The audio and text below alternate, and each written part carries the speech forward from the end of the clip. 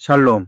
오늘은 이사야 25장 1절에서 12절까지 말씀으로 가리시는 손, 거두시는 손이라는 제목으로 묵상 에세이를 나누겠습니다. 온전한 신앙이란 나를 가려주시는 손과 나를 열어주시는 손이 같은 한 분의 손임을 알아가는 생명 사건입니다. 8월 한복판입니다. 말복이 지났는데도 한낮의 볕은 조금도 물러설 기색이 없습니다. 아스팔트 위로 아지랑이가 일렁이고 그늘 한 뼘을 찾아 사람들이 건물 모서리에 비스듬히 몸을 붙입니다. 저는 이맘때 길을 걷다가 문득 커다란 나무 아래로 들어설 때의 그 느낌을 좋아합니다. 온도가 몇 도쯤 뚝 떨어지는 것도 아닌데 정수리를 내리누르던 무게가 한순간에 사라집니다. 그늘은 무엇을 더해주는 것이 아니라 가려주는 것뿐인데도 그렇습니다. 이 여름을 억척스럽게 건너오신 분들이 계실 것입니다. 볕을 피할 곳 하나 없이 온몸으로 하루를 받아내신 분들, 뜨거운 것은 날씨만이 아니어서 마음이 먼저 시뜨뜻해진 분들이 계실 것입니다. 그 모든 분의 심령 위에 주님의 다사로운 평화가 깃들기를 소망합니다. 오늘 본문에도 그늘이 나옵니다. 그것도 아주 뜨거운 자리 한가운데 드리운 그늘입니다. 주는 포악자의 기세가 성벽을 치는 폭풍과 같을 때에 빈궁한 자의 요새이시며 환난 당한 가난한 자의 요새이시며 폭풍 중에 피난처시며 폭양을 피하는 그늘이 되셨사오니 4:25 한 절 안에 요새가 2번, 피난처가 1번, 그늘이 1번 나옵니다. 말이 자꾸 겹치는 것은 그만큼 절박했다는 뜻입니다. 숨을 곳을 찾는 사람은 말이 길어집니다. 그리고 이 절박한 고백 바로 앞에는 뜻밖에도 무너진 성의 잔해가 놓여 있습니다. 이사야 24장부터 27장까지를 학자들은 이사야의 소묵시록이라 부릅니다. 어제 우리가 읽은 24장이 온 땅이 뒤집히는 굉음으로 가득했다면 오늘 25장은 그 굉음이 잦아든 자리에서 조용히 시작하는 감사기도입니다. 김필회 교수는 이 감사기도가 여기 놓인 것이 결코 우연이 아니라고 말합니다. 본래 이 시는 어느 불의한 성이 무너진 것을 보고 드려진 소박한 감사시였을 것입니다.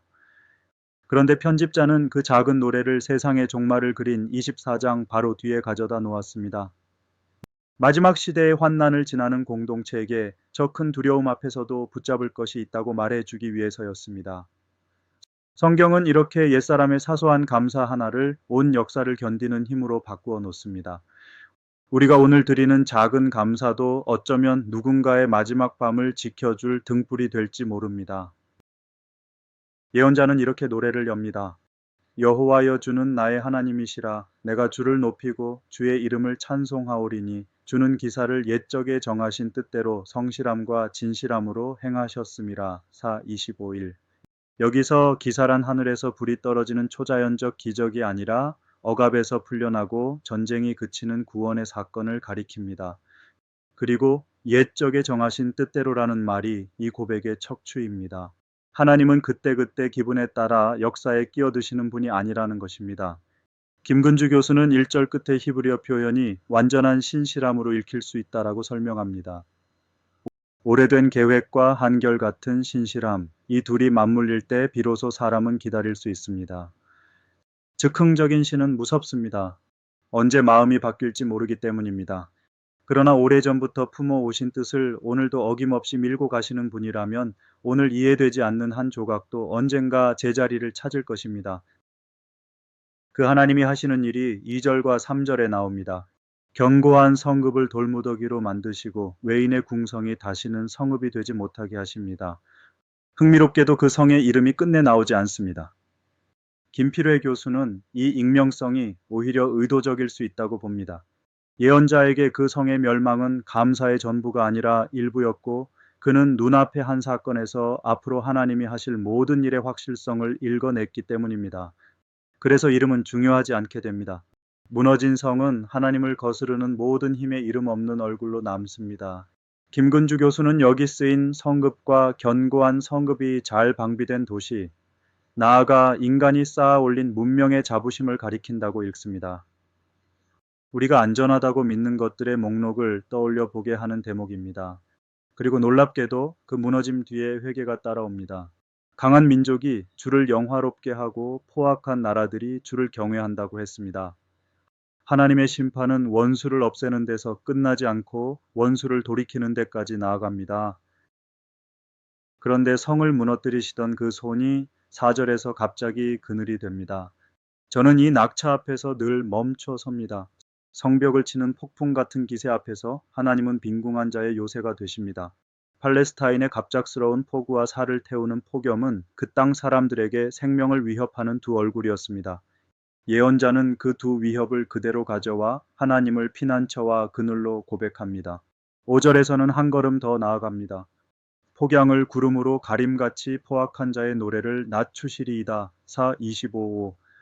하나님이 하시는 일이 구름 한 장을 옮겨 놓는 일로 묘사됩니다. 얼마나 소박한 그림입니까? 그러나 뙤약볕 아래 서본 사람은 압니다. 구름 한 장이 목숨입니다. 성경에서 가난한 자란 재산의 액수로 정해지는 이름이 아니라 달리 숨을 곳이 없어 하나님만을 그늘로 삼은 사람을 가리킵니다. 그렇다면 오늘 우리 가운데 누가 가난한 자인지도 분명해집니다. 그리고 6절에서 무대가 산 위로 올라갑니다.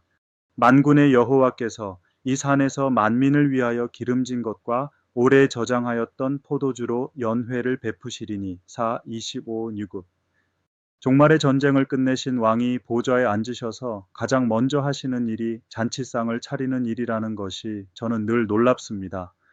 더 놀라운 것은 손님 명단입니다. 이스라엘이 아니라 만민입니다. 김필회 교수는 시온을 향한 민족들의 순례가 성경 여러 곳에 나오지만 민족들이 초대를 받아 올라오는 장면은 여기뿐이라고 지적합니다. 그들은 자격을 갖춰 문을 두드린 것이 아니라 불려온 것입니다.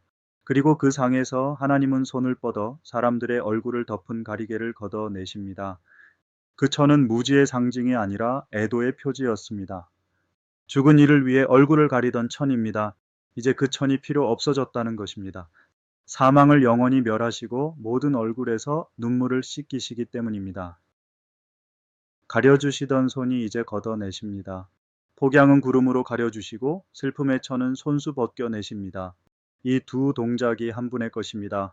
우리를 무엇으로부터 가려주셔야 할지, 무엇으로부터 꺼내주셔야 할지 그분은 정확히 아십니다. 사도 바울은 부활을 논하면서 바로 이 구절을 끌어와 사망을 삼키고 이 길이라고 선포했고 고전 1554. 요한계시록의 마지막 환상에서도 모든 눈물을 그 눈에서 닦아주신다는 약속이 다시 울립니다. 개 21사. 산 위의 그 식탁은 아직 멀리 있지만 우리는 그 상의 축소판을 이미 알고 있습니다. 성찬상입니다. 우리는 매번 그 앞에서 만민을 위한 잔치의 첫 술을 미리 뜹니다. 그렇다면 그날까지 우리는 무엇을 하며 사는가? 9절이 대답합니다. 이는 우리의 하나님이시라 우리가 그를 기다렸으니 그가 우리를 구원하시리로다. 4:25-9. 기다렸다는 말이 한 절 안에 두 번 나옵니다. 디트리히 본회퍼는 감옥에서 맞은 대림절을 두고 감방에 갇힌 사람이 문이 밖에서 열리기를 기다리는 것과 같다고 썼습니다. 안에서는 열 수 없는 문이 있습니다. 손잡이가 바깥에만 달린 문 앞에서 사람이 할 수 있는 일은 기다리는 것뿐입니다. 그러나 그 기다림은 무기력이 아닙니다. 문 밖에 누군가 계시다는 것을 아는 사람의 기다림과 아무도 없다고 믿는 사람의 체념은 겉모습만 같을 뿐 전혀 다른 시간입니다. 9절의 고백이 구원이 이루어진 다음에 나온 감사가 아니라 아직 아무것도 손에 쥐지 못한 채 미리 부르는 노래라는 점이 그래서 중요합니다. 김근주 교수의 표현대로 하나님이 행하실 날을 기다리며 오늘의 고난을 이겨내는 그 믿음이야말로 참된 부활신앙입니다. 본문은 마지막에 뜻밖의 장면 하나를 붙여 놓습니다. 모압이 거름 구덩이에 빠져 허우적대는 그림입니다.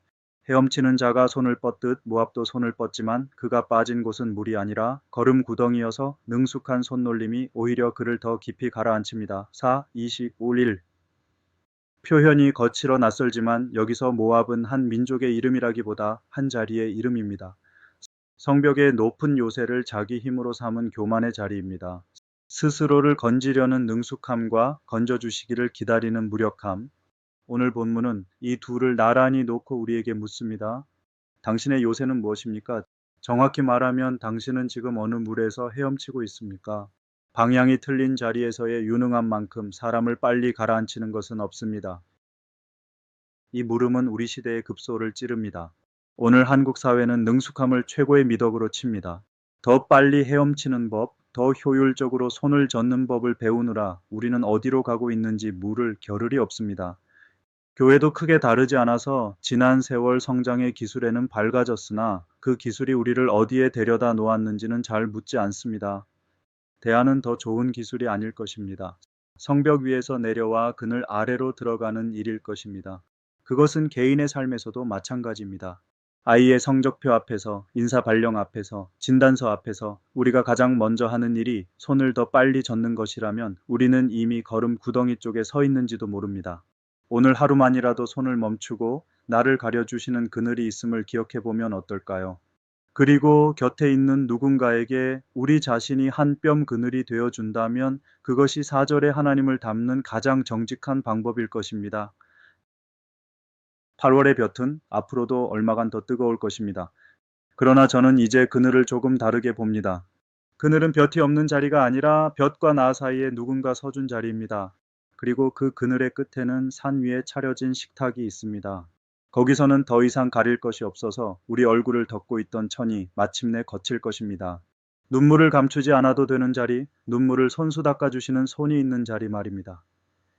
이 여름의 뙤약볕을 지나시는 여러분 모두가 오늘은 그분의 그늘 아래서 숨을 고르시고 마침내 그 식탁에서 함께 웃게 될 날을 기다리며 걸어가는 평화의 순례자가 되시기를 간절히 축원합니다.